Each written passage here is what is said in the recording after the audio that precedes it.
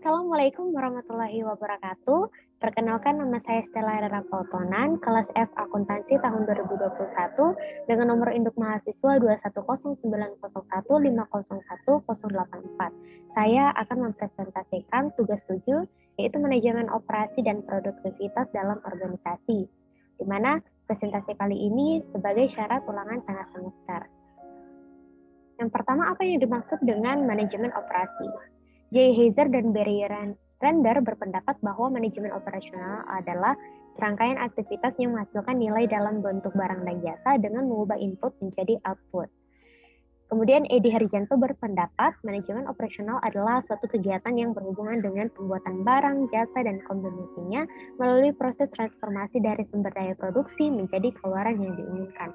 Jadi dapat disimpulkan bahwa manajemen operasional ini adalah pengelolaan penggunaan semua faktor produksi yang ada secara maksimal, baik sumber daya manusia, mesin, peralatan, bahan, atau faktor produksi lainnya melalui proses transformasi yang menghasilkan nilai suatu barang atau jasa, di mana barang dan jasa tersebut bisa disampaikan dengan baik kepada konsumen. Selanjutnya, apa perbedaan manajemen operasional dengan manajemen produksi? Manajemen produksi ini mengatur semua kegiatan yang terlibat dalam proses produksi, sedangkan manajemen operasional melibatkan semua kegiatan yang terlibat dalam produksi barang dan pengiriman layanan. Berarti manajemen produksi ini hanya berputar dalam lingkaran proses produksi saja, hanya dari administrasi produksi, aspek produksi, tempat produksi, dan lain-lain. Sedangkan manajemen operasional ini jauh lebih luas, di mana manajemen operasional mengatur manajemen lainnya seperti manajemen material, manajemen kualitas, manajemen pemeliharaan, manajemen proses, desain produk, dan sebagainya untuk memenuhi keinginan pelanggan. Nah, dapat kita lihat dari tabel ini bahwa memang manajemen operasi itu lebih luas daripada manajemen produksi yang hanya berputar hanya dalam produksi itu dilakukan. Selanjutnya, apa yang dimaksud sistem produksi? Sebutkan 4 elemen dalam desain sistem produksi. Nah, Ginting tahun 2007 mendefinisikan sistem produksi ini merupakan kumpulan dari subsistem yang saling berinteraksi dengan tujuan mentransformasi input produksi menjadi output produksi. Nah, berarti dapat kita simpulkan bahwa sistem produksi ini rangkaian elemen, ada elemen-elemen di dalamnya, di mana elemen tersebut itu saling berhubungan untuk mencapai tujuan tersebut. Nah, adapun elemen dalam sistem desain produksi, diantaranya produk perusahaan, tentunya. Yang kedua, lokasi pabrik. Yang ketiga, letak dan fasilitas yang digunakan dalam perusahaan. Yang keempat, elemen lingkungan kerja karyawan perusahaan. Dan yang terakhir adalah standar produksi yang berlaku dalam perusahaan tersebut. Teknik apa yang ada dalam manajemen persediaan? Yang pertama, metode economic order quantity.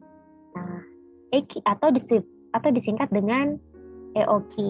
EOQ ini adalah salah satu metode inventory manajemen dengan cara membeli persediaan sesuai dengan pesanan yang diterima.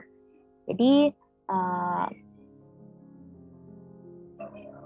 kita ini membeli persediaan itu sesuai dengan pesanan yang diterima. Berarti apabila ada pesanan yang masuk, misalnya hanya 5 pesanan, berarti kita juga hanya membeli 5 persediaan saja, sesuai dengan pesanan yang diterima. Yang kedua adalah metode Material Requirement Planning atau disingkat dengan MRP. Nah, MRP ini adalah metode pengendalian dan perencanaan persediaan untuk menjamin bahan baku terus tersedia. Yang ketiga adalah metode JIT atau Just in Time. Nah, metode JIT ini memungkinkan bisnis tidak perlu melakukan persediaan barang. Biasanya jenis bisnis ini akan membeli barang ketika dibutuhkan saja, sehingga kita bisa menyesuaikan jumlah kebutuhan. Kemudian yang keempat adalah metode analisis ABC. Nah, metode ini dilakukan yaitu di mana kita melakukan penggolongan persediaan berdasarkan total persediaan. Yang kelima adalah metode periodic review. Kita bisa melakukan pemesanan persediaan bahan dalam jangka waktu yang sama. Biasanya terjadwal dengan rutin sehingga bisa memperkirakan beberapa pengalurannya. Apa yang dimaksud dengan metode just in time? Just in time atau sering disingkat dengan JIT adalah suatu sistem produksi yang digunakan untuk memenuhi kebutuhan pelanggan tepat pada waktunya sesuai dengan jumlah yang dikehendakinya. Tujuan sistem produksi just in time adalah untuk menghindari terjadinya kelebihan kuantitas atau jumlah dalam produksi atau disebut overproduction.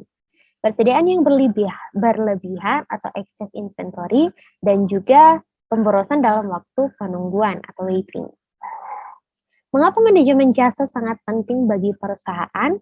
Karena tujuan utama dari manajemen jasa adalah untuk mengatur penggunaan resources dan faktor-faktor produksi yang masih ada, baik yang berupa bahan, tenaga kerja, mesin-mesin, dan perlengkapan dengan tempat, sehingga proses produksi dapat berjalan semakin efektif dan efisien.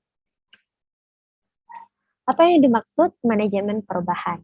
Manajemen perubahan atau manajemen of change adalah sebuah upaya dan pendekatan yang dilakukan secara terstruktur dan sistematif yang dimanfaatkan guna membantu individu, tim, ataupun organisasi dengan menerapkan sarana, sumber daya, dan pengetahuan dalam merealisasikan perubahan dari kondisi sekarang menuju satu kondisi yang lebih baik secara efisien dan efektif untuk memperkecil dampak dari proses perubahan itu.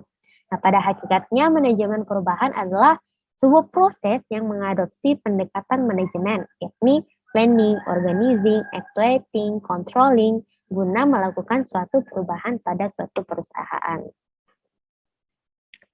Apa saja langkah-langkah dalam melakukan manajemen perubahan?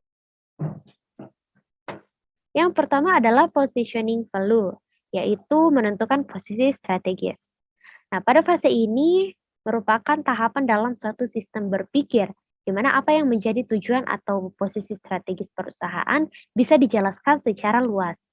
Posisi ini yang akan dicapai dalam suatu perubahan perusahaan atau organisasi. Yang kedua adalah measures goals, yaitu mengukur tujuan. Pada fase ini akan menentukan berbagai ukuran dan mekanisme yang diperlukan untuk menilai apakah tujuan ini bisa atau telah tercapai. Kemudian yang ketiga adalah assessment strategy atau strategi assessment. Nah, di dalam fase ini akan ditentukan kesenjangan antar situasi terkini dengan situasi yang memang diinginkan, sehingga dapat ditentukan kebijakan untuk mencapai seluruh situasi dan kondisi secara lebih baik.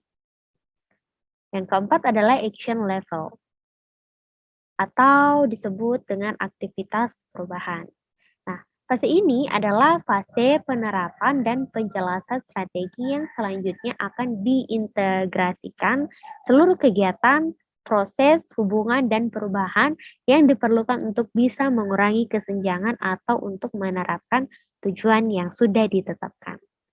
Yang terakhir adalah environment scan, atau yaitu identifikasi lingkungan eksternal.